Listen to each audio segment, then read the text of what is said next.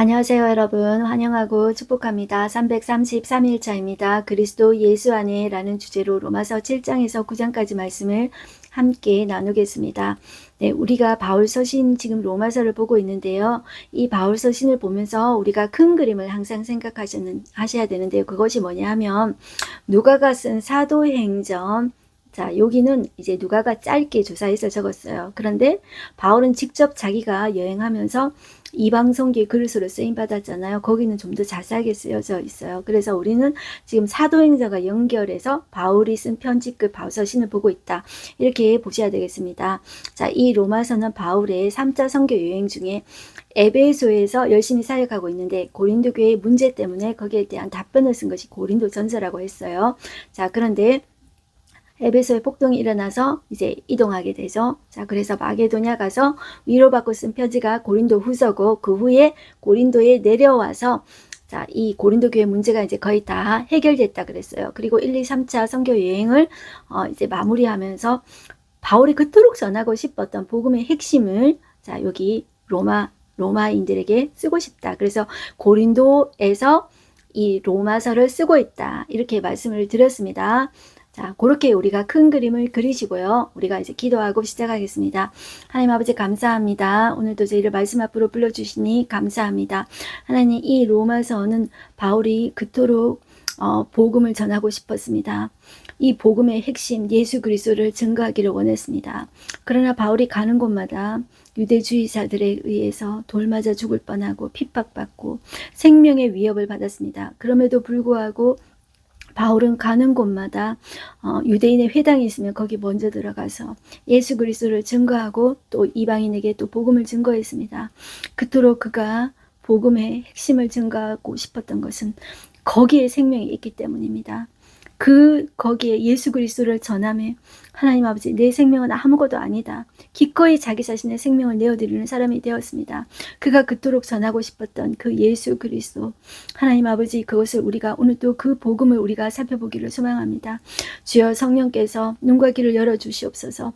우리가 하나님 아버지 우리의 지혜로 말씀을 깨달을 수가 없습니다. 바울이 그토록 하나님 아버지 그 가말리엘 문화에서 받아왔었고 예수를 부인하면서 살았지만 다메섹 도상에서 예수님을 만나고 3년 동안 구약 성경과 예수 그리스도가 맞는지, 구약 성경에 나타난 메시아가 바로 예수 그리스도가 맞는지 그것을 대조하면서 이제 비교해 봤는데, 우리가 지금 바울 시대보다 한 2000년이 지난 우리가 이 말씀을 전할 때, 이 말씀을 대할 때 주의 성령께서 우리에게 알려주시지 않고 열어주시지 않으면 우리는 도무지 하나님의 말씀을 깨달을 수가 없습니다. 이 시간에도 주의 성령께서 말씀해 주시고 역사해 주십시오. 눈을 열어주십시오. 예수님의 이름으로 기도드렸습니다. 아멘. 네, 오늘도 우리는 로마서 말씀 한번 들어가 보겠습니다. 7장 한번 펴겠습니다. 7장에서는 바울이 율법에 대해서 말하고 있습니다. 우리 갈라디아서 할 때도 했는데요. 율법은 죄를 깨닫게 해주는 거예요. 자, 죄를 깨달아야 돼요. 자, 내가 그냥 예수 믿으십시오. 이게 아무 어필이 되지 않은 것입니다. 왜냐하면 나는 예수가 필요 없거든요. 그런데 우리가 예수님이 왜 필요하냐면 모든 인생의 가장 큰 딜레마가 뭔지 아십니까?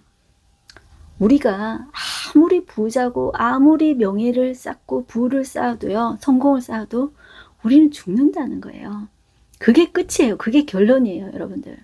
죽으면은 돈도 성공도 명예도 아무 소용이 없거든요. 그게 인류의 최대 큰 딜레마예요. 죽는다는 거. 그런데 그 죽음이 뭐 때문에 왔냐면 죄 때문에 왔거든요. 그런데 그 죄를 율법이 가르쳐줘요. 말씀이 죄라는 것을 가르쳐줘요. 죄가 뿌리라고 했어요. 자, 그래서 이 바울은 이 7장에서 이 혼인관계, 결혼관계 가지고 율법을 설명해줘요. 이 율법은 남편이에요. 그런데 이 남편이 죽었어요. 자, 죽었는데 새 남편이 왔어요. 이제 왜냐하면 이제 이 율법, 이 전 남편은 그 임무를 다 했거든요. 그런데 이 새 남편이 내가 죄 때문에 일어난 나의 죄의 대가, 죄의 저주를 다 뒤집어쓰고 대가를 다 치루었어요. 그리고 나를 샀어요. 그리고 나와 이제 결혼하게 되었어요. 그게 바로 예수 그리스도예요. 그게 복음의 가정이다. 이렇게 보시면 돼요. 그래서 율법 필요 없느냐? 그게 아니에요. 죄를 깨닫지 못하면은 우리가 예수님께로 나아갈 수가 없어요. 자, 7장 1절부터 한번 보겠습니다. 형제들아, 내가 법하는 자들에게 말하노니 너희는 그 법이 사람이 살 동안만 그를 주관하는 줄 알지 못하느냐. 남편 있는 여인이 그 남편 생전에는 법으로 그에게 매인바 되나 만일 그 남편이 죽으면 남편의 법에서 벗어나느니라. 자, 이 남편이 율법이에요. 그런데 율법이 죽었다는 거예요. 이제 새 남편이 오는 거예요. 자, 4절 보실게요. 그러므로 내 형제들아, 너희도 그리스도의 몸으로 말미암아 율법에 대하여 죽임을 당하였으니 이는 다르니 곧 죽은 자 가운데서 살아나신 이에게 가서 우리가 하나님을 위하여 열매를 맺게 하려 함이라. 자, 이야기하고 있습니다. 6절. 이제는 우리가 얽매였던 것에 대하여 죽었으므로 율법에서 벗어나였으니 얽매였던 것, 그것이 이제 옛 남편 율법이에요. 그런데 예수님이 오고 나서 이제 죽은 거예요. 이러므로 우리가 영의 새로운 것으로 섬길 것이요 율법 조문에 묵은 것으로 아니할지니라. 율법 조문에 이제 묵은 것이 모세의 율법을 가리키는 거예요. 이제 예수 믿는 자는 그 죄의 대가, 죄의 저주를 예수님이 다 치러 주셨어요. 죄의 봉을 예수님께서 다 갚아 주시고 우리를 사셨어요. 예수님의 생명으로 우리를 사셨어요. 자, 그래서 우리의 남편이 되셨다. 이렇게 보시면 돼요. 그래서 우리가 옛 남편에게 우리는 끌려다지 않아도 된다. 이렇게 보시면 됩니다. 그런데 이제 유대주의자들이 자꾸 와가지고 율법 지켜야 된다. 율법 지켜야 구원받는다. 이렇게 하잖아요. 그래서 율법이 이제 나쁜 것처럼 이렇게 여겨지지만 율법 자체는 문제가 없어요. 왜냐하면 하나님 주신 것이기 때문에 거룩하고 선한 것이다 라고 이야기하고 있어요. 12절 한번 볼게요. 이러보건대 율법은 거룩하고 계명도 거룩하고 의로며 선하도다. 율법이 문제가 아니에요. 문제는 바로 뭐냐면 내가 문제예요. 내가 왜 문제냐면 내가 타락한 죄성을 가지고 있는 게 그게 문제예요. 자, 14절 한번 보실게요. 우리가 율법은 신령한 줄 알거니와 나는 육신에 속하여 죄 아래 팔렸도다. 여기에 육신이라고 그러는 것은 우리가 내 몸뚱어리, 자, 이것을 육신이라고 생각할 수가 있는데 그러면은 내가 육신 이게 죄라고? 그러면 내 몸은 더러운 거잖아.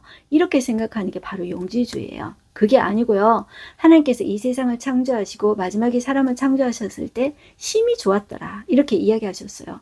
내가 심히 좋았어요. 우리가 심히 좋았어요. 그런데 지금은 아니잖아요. 그게 왜 그러냐면 선악과를 따먹고 나서 내가 하나님이 되고 싶었어요. 그래서 죄가 흘러들어오게 된 거예요. 죄가 흘러들어와서 우리 안에 죄성이 자리 잡고 있는 거예요. 오염이 된 거예요. 그렇게 타락된 인간성을 이 육신이라고 지금 표현하고 있다. 이렇게 보셔야 돼요. 그래서 하나님이 처음에 사람을 만드시고 우리 몸뚱어리가 더러운 게 아니에요, 여러분들. 그리고 우리 안에 기본적인 욕구를 주셨어요. 수면욕, 식욕, 성욕 이런 것들을 주셨어요. 이 기본 욕구가 죄된 욕구가 아니에요. 자, 이거하고 구분하셔야 돼요. 그런데 자, 내가 하나님 되려고 선악과를 따먹었어요. 궁극적인 이유는 사탄도 마찬가지고 사람도 마찬가지고 결국 내가 하나님 되기 위해서 선악과를 따먹은 거예요. 그것은 죄 조금 지은 거, 뭐 선악과 과일 하나 먹은 가지고 한 째째하게 그래. 그게 아니에요. 이거는 내가 하나님 되는 거, 하나님 없애고 하나님 되는 거예요. 이거는 반역이에요. 반역. 자, 이것은 하나님께서 최종 보루로 남겨두신 거예요. 네가 창조주를 기억하라는 의미에서 이 선악과 장치를 해놓은 거예요. 자, 그런데 내가 하나님 되기를 원한 거예요. 이게 반역이에요. 자, 그러면서 죄가 내 안에 들어오게 된 거예요. 이런 타락된 이런 죄성을 육신이라고 이야기한다. 이렇게 보셔야 되겠습니다. 자, 그래서 이 옛날에는 여러분들 이런 게 있었대요. 자, 루터가 결혼했을 때 비난을 엄청 많이 받았대요. 그러면서 너 타락했다. 너 육신의 욕망 쾌락 위해서 너 하나님을 대적한 것이다. 이 루터 결혼한 것 가지고 그렇게 욕을 많이 얻어먹었대요. 그때 이제 루터가 이 왜 결혼에 문제가 없는지 그것을 성경적으로 이제 이야기했다고 해요. 저 처음으로 결혼을 만든 것도 하나님이시잖아요. 그래 인간의 기본 욕구 자체가 문제가 있는 것이 아니라고 여러분들 보셔야 되겠습니다. 자, 18절 한번 볼게요. 그런데 내가 예수님을 믿고 나서 내 욕구, 내 원래 죄된 욕구가 있는데 그거 하고 하나님께서 주신 새로운 성품이 생긴 거예요. 새로운 욕구가 생긴 거예요.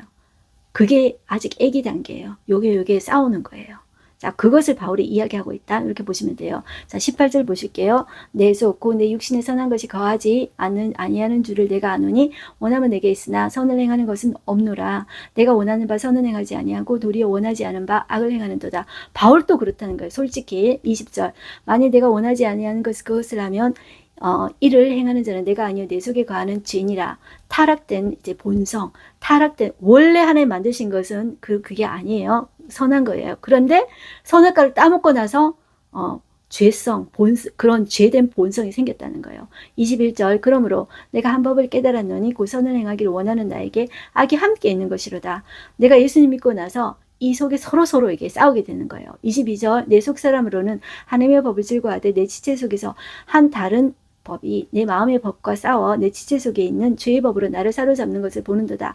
처음에는 여러분들 우리가 실패해요. 이게 잘 깨닫지 못하고 이제 태어난 이제 아기 단계예요. 그래서 이제 깨닫지를 못하는데 점점 하나님을 발견하게 되고 알아가면서 이게 점점 커지는 거예요.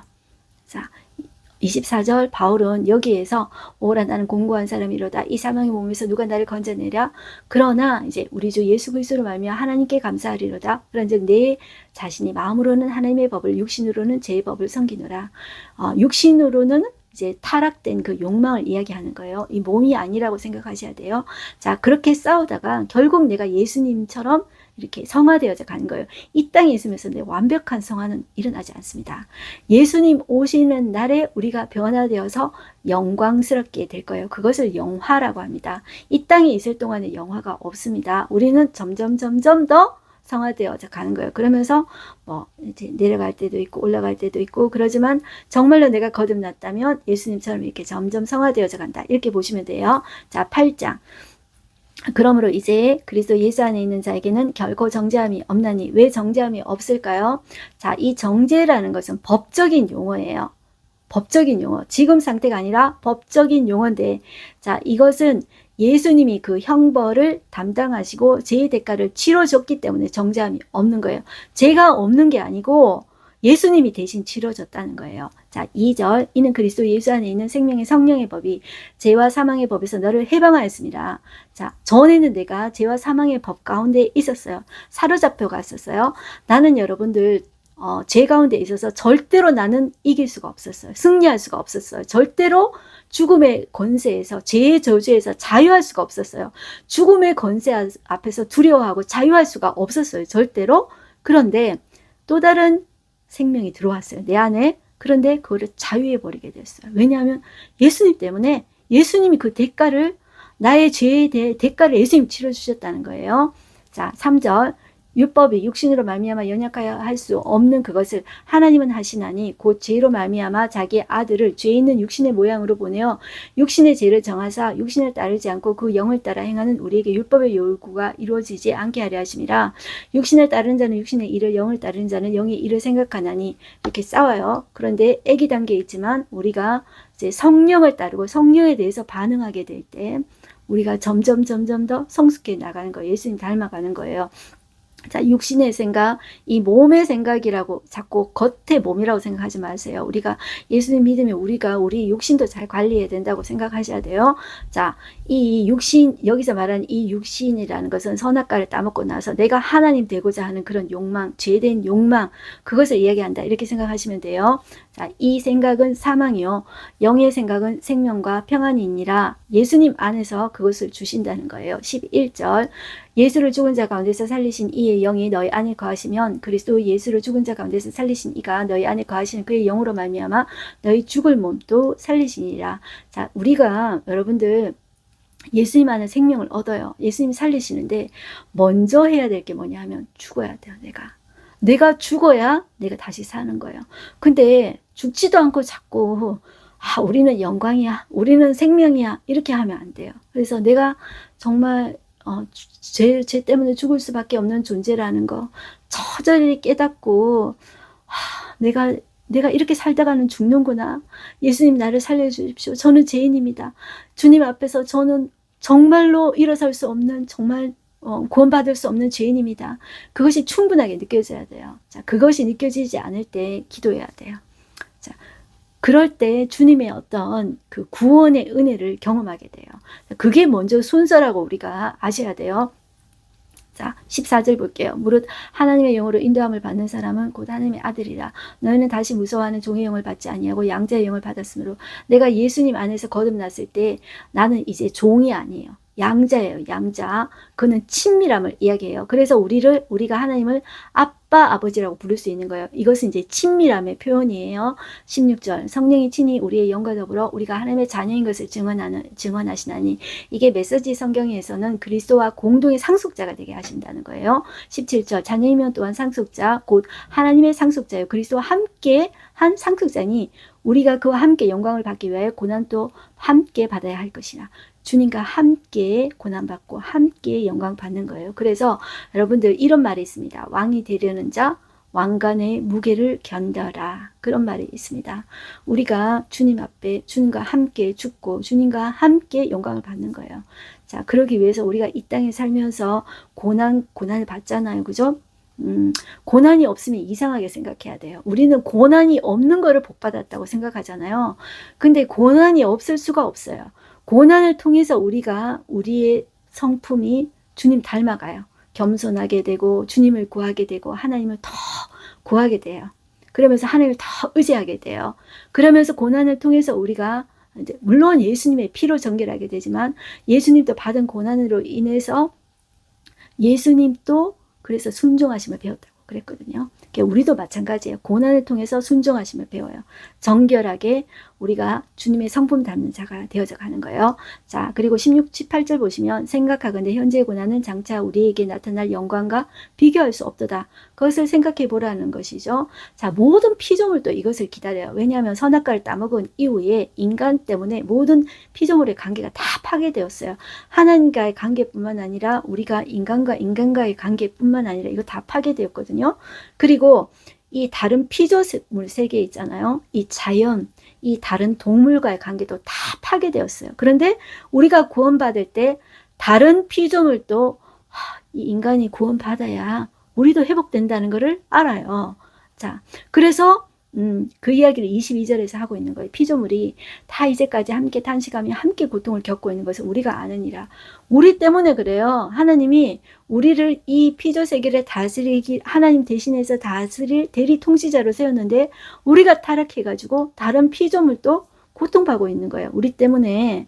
그래서 환경 문제도 일어나고 뭐 동물 학대 같은 것도 하잖아요. 자, 23절 그뿐 아니라 또한 우리 곧 성령의 처음 익은 열매를 받은 우리까지도 속으로 탄식하며 양자될 것 곧 우리 몸의 속량을 기다리니라. 속량이라는 것이 대신 값을 지불해 주는 것이 속량이라고 그랬죠. 자, 예수님의 속량을 기다리는 거예요. 자, 24절 우리가 소망으로 구원을 얻었으니 보이는 소망이 아니니 보는 것을 누가 바라리요. 만일 우리가 보지 못하는 것을 바라면 참음으로 기다릴지니라. 이와 같이 성령도 우리의 연약함을 도우시나니 우리는 마땅히 기도할 바를 알지 못하나 오직 성령이 말할 수 없는 탄식으로 우리를 위하여 친히 간구하시니라. 마음을 살피시는 이가 성령의 생각을 아시나니 이는 성령이 하나님의 뜻대로 성도를 위하여 간구하심이니라. 그렇게 되면서 우리가 점점 더 성화되어져 가는 거예요. 26절, 28절입니다. 우리가 알거니와 하나님을 사랑하는 자 곧 그의 뜻대로 부르심을 입은 자들에게는 모든 것이 합력하여 선을 이루느니라. 자, 그래서 여러분들 로마서 8장 28절이 이제 유명한 거예요. 자, 이것은 모든 것이 선하다는 게 아니에요. 자, 이것은 하나님께서 이것이 하나님의 뜻에 합한 것이 될 수 있도록 하나님께서 모든 것이 합해서 함께 일해서 이제 선을 이루게 하신다는 거예요. 자, 29절 보시면 하나님 미리 아신 자들을 또한 미리 아셨다는 것을 예지라고 해요. 한문으로 미리 아신 자들을 또한 그 아들의 형상을 본받게 하기 위하여 미리 정하셨으니 미리 예정하셨다는 거예요. 자, 요것을 이제 한문으로 하면은 예지, 예정 그러는 거예요. 이는 그로 많은 형제 중에서 맏아들이 되게 하려 하심이라. 또 미리 정하신 그들을 또한 부르시고 부르신 그들을 또한 의롭다 하시고 의롭다 하신 것을 이제 칭의라고 합니다. 의롭다 하신 그들을 또한 하나님께서 성화시켜 나가세요. 그리고 그 끝 단계가 예수님 오시는 날에 우리를 영화롭게 하세요. 주님이 영화로우신 것처럼 우리가 이 땅에서 그런 고난을 겪을 때 우리가 예수님 생각하면 돼요. 그리고 예수님의 고난 생각하면 돼요. 그러면서 우리가 영화스럽게 이제 되어져 갈 거예요. 우리가 주님 오시는 그날에. 자, 그러면서 그리스도의 사랑, 하나님의 사랑에 대해서 이야기해요. 거기에 고난 가운데 그것을 생각하라는 거예요. 31절 그런즉 이 일에 대하여 우리가 무슨 말을 하리요? 만일 하나님이 우리를 위하시면 우리가 누구를 대적하리요? 자기 아들을 아끼지 아니하시고 우리 모든 사람을 위하여 내주시니가 어찌 그 아들과 함께 모든 것을 우리에게 주시지 아니하겠느냐. 자, 이 고난 가운데 이 어떤 어려운 상황 가운데서도 우리가 이 예수님의 사랑, 하나님의 사랑을 묵상하면 돼요. 그것을 내 속에 새기면 돼요. 33절 누가 능히 하나님께서 택하신 자들 고발하리요? 의롭다 하시는 하나님이시니 누가 정죄하리요? 죽으실 뿐 아니라 다시 살아나신 이는 그리스도 예수시니 그는 하나님 우편에 계신 자의 우리를 위하여 간구하시는 자시니라. 누가 우리를 그리스도의 사랑에서 끊으리요? 그러니까 누가 계속 반복하죠. 아무도 할 수 없다는 거예요. 누가 정죄할 수 있고 아무도 못한다는 거예요. 35절 누가 우리를 그리스도의 사랑에서 끊으리요? 환난이나 곤로나 공고나 박해나 기근이나 적신이나 위험이나 칼이라 모든 것이 아무것도 할 수가 없다는 거예요. 37절 그러나 이 모든 일에 우리를 사랑하시는 이로 말미암아 우리가 넉넉히 이기느니라 라고 말하고 있습니다. 우리가 예수님 때문에 그의 사랑 때문에 우리가 넉넉히 이기는 거예요.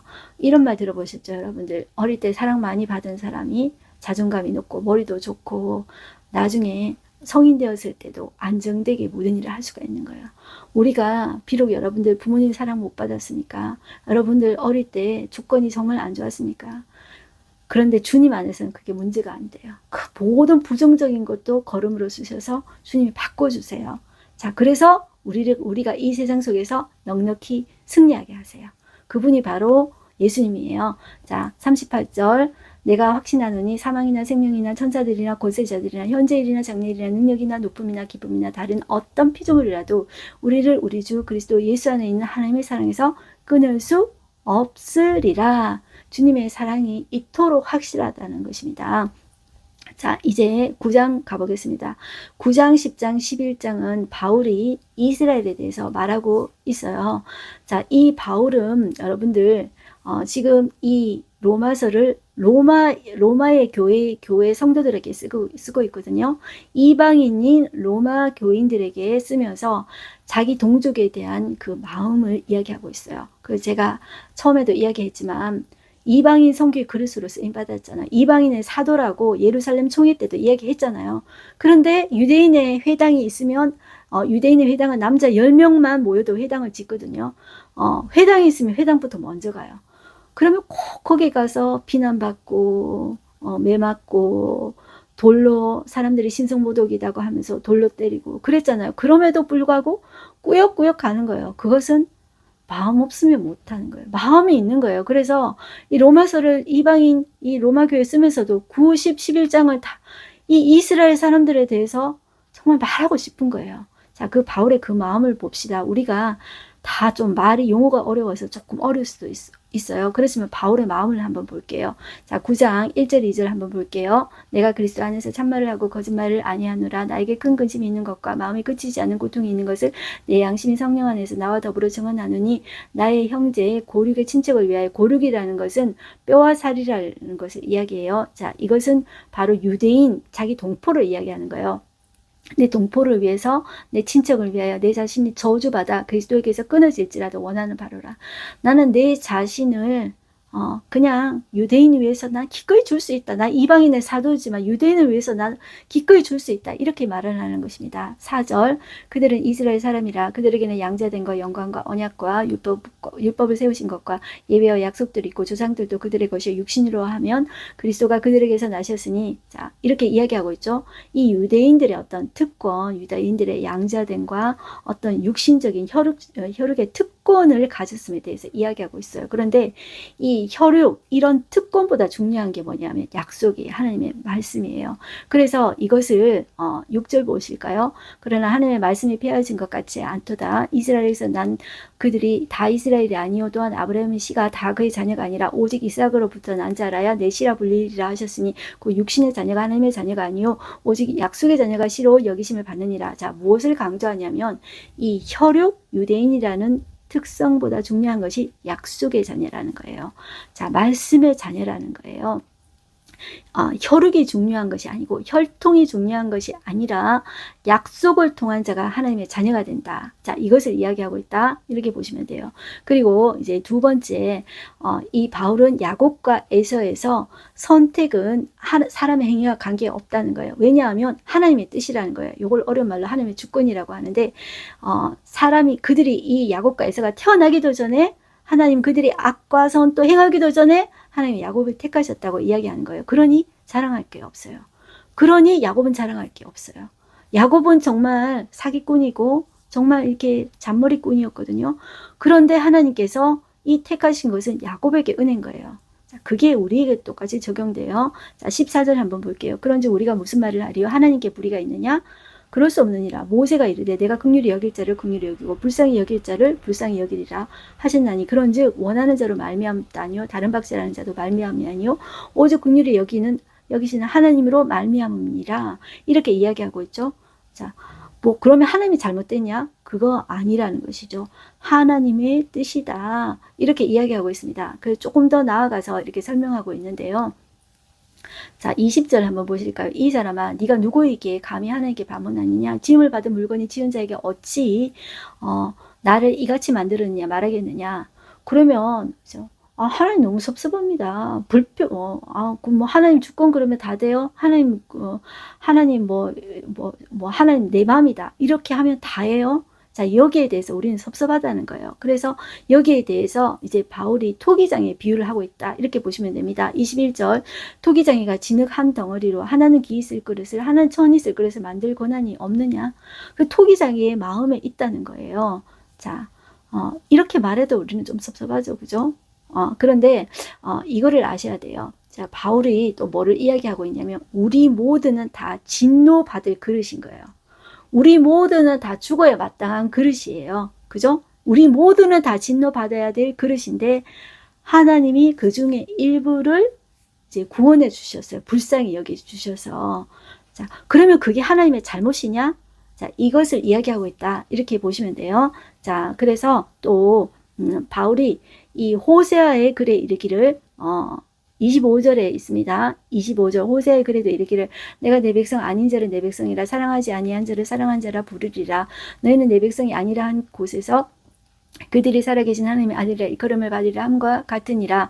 자, 이것은 24절도 한번 봐야 되겠어요. 24절 이 그릇은 우리니 곧 유대인 중에서뿐 아니라 이방인 중에서도 부르신 자니라. 자, 이 그릇이라는 것은 우리 모두가 진노의 그릇을 진노를 받아야 될 그릇이에요. 우리가 진노의 그릇이에요. 다 죽어 마땅한 그릇이에요. 그런데도 불구하고 우리가 불쌍히 여긴 바 되었어요. 이것은 유대인에게 뿐만 아니라 이방인에게도 해당돼요. 그래서 이방인에게도 내 백성이 아니라 한 자들이 하나님의 백성이 되어지는 거예요.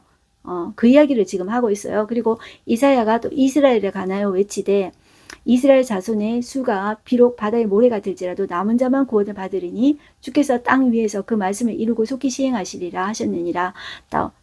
또한 이사야가 미리 말한 바 만일 만군의 주께서 우리에게 씨를 남겨두지 아니하셨더라면 우리가 소돔같이 되고 고모라와 같았으리로다 함과 같으니라. 자, 이것이 남은 자만 남겨뒀다는 것이잖아요. 자, 다 죽어 마땅한데 남은 자만 남겨뒀다. 그게 은혜인 거예요. 하나님 마음이야. 그러면은 우리가 할 말이 없는 거예요.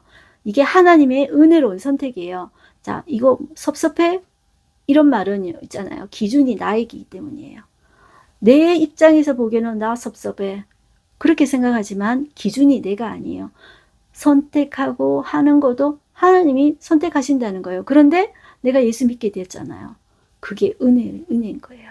자, 그래서 30절 보실게요. 그런지 우리가 무슨 말을 하리요? 의를 따르지 아니한 이방인들이 의를 얻었으니 그 믿음에서 난 의요. 의의 법을 따라간 이스라엘은 율법에 이르지 못하였으니 어찌 그러하냐? 이는 그들이 믿음을 의지하지 않고 행위를 의지함이라 부딪힐 돌에 부딪혔느니라. 그들이 이제 율법에 이제 부딪혀가지고 하나님에 대한 마음을 이제 저버리고 겉으로만 이제 하고 행위를 이제 드러냈잖아요.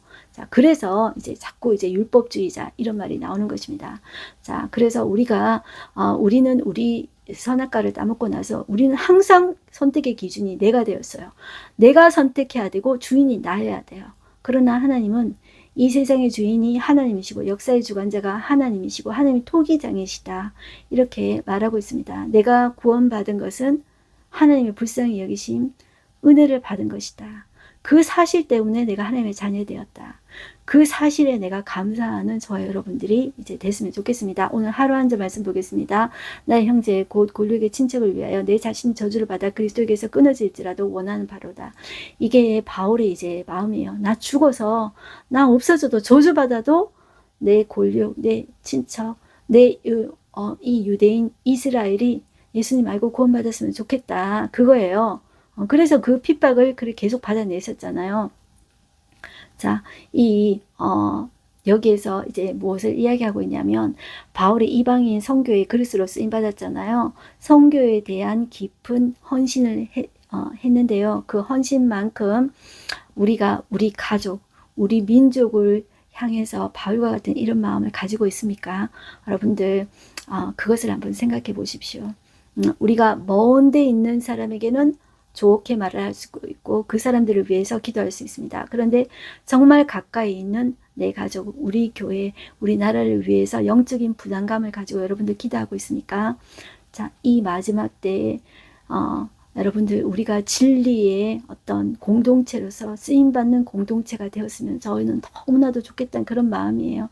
여러분들 진리가 우리를 자유케 하고 진리가 우리를 살려요. 결국 여러분들 돈이 결국 우리 배신합니다. 돈이 우리를 살릴 것 같은데 못 살려요. 돈은 우리를 이용합니다. 명예도 우리를 살릴 것 같은데 이용합니다. 이것이 그것의 한계예요. 그렇지만 진정한 역사의 주관자 되신 하나님은 절대로 배신하지 않습니다. 우리를 살리시고 우리를 궁극적인 생명의 길로 인도하십니다. 왜요? 그의 생명이 우리 안에 있거든요. 우리가 우리 안에 그의 생명이 약동하고 그가 우리에게 생명을 주시고 그가 우리를 통해서 일을 하고 싶어 하세요. 그 마음대로 그 마음을 우리가 좀 알았으면 좋겠습니다. 네, 우리 기도하고 마치겠습니다. 하나님 아버지 감사합니다. 오늘도 이제 긴 시간 동안 이 바울이 전한 이 복음을 들었습니다. 하나님 아버지 그 무엇보다도 복음의 핵심이 예수 그리스도라는 것입니다. 우리가 죄인이라는 것을 알게 되었습니다. 율법의 저주, 죄의 저주에서 벗어나서 우리는 이제 예수님의 사랑 안에 거하게 됐습니다. 세상의 그 어떤 것도 천사라도 사망이라도 그 어떤 것이라도 어떤 가난이라도 우리를 그리스도의 사랑에서 끊을 수 없다고 했습니다. 그 때문에 우리는 모든 시험과 환난 가운데서 넉넉히 이긴다고 했습니다. 하나님 우리가 그 사랑 안에 거하게 하여 주시옵소서. 그리고 또한 하나님 아버지 우리가 멀리 있는 사람을 위해서도 기도하고 애쓰지만 하나님 아버지 내 가까이 있는 내가 속한 그 공동체가 살아나기를 원합니다. 하나님 내가 속한 공동체가 진리에 대한 갈망으로 부어져서 이 마지막 때에 진리에 쓰임받는 불쏘시개가 될 수 있도록 성령 하나님께서 인도하여 주시고 이 시간들을 사용하여 주십시오. 예수님의 이름으로 기도드렸습니다. 아멘. 네, 여러분들 오늘도 승리하십시오. 뒷부분에 제가 조금 버벅거렸는데요. 여러분들 그냥 그 말씀을 통해서 잘 보시고 기도하시면서 짧은 기도라도 내가 내 입술로 고백하는 것이 되게 중요합니다. 말씀을 듣고 나서 그냥 스쳐 지나가지 마시고 내가 내 입술로 예수님에 대해서 고백해 보십시오. 이러한 것들이 여러분들 내가 내 머리가 들고 내 입이 들고 내 영혼이 들어요. 그렇게 선포하시는 여러분들 되시기를 바랍니다. 축복합니다.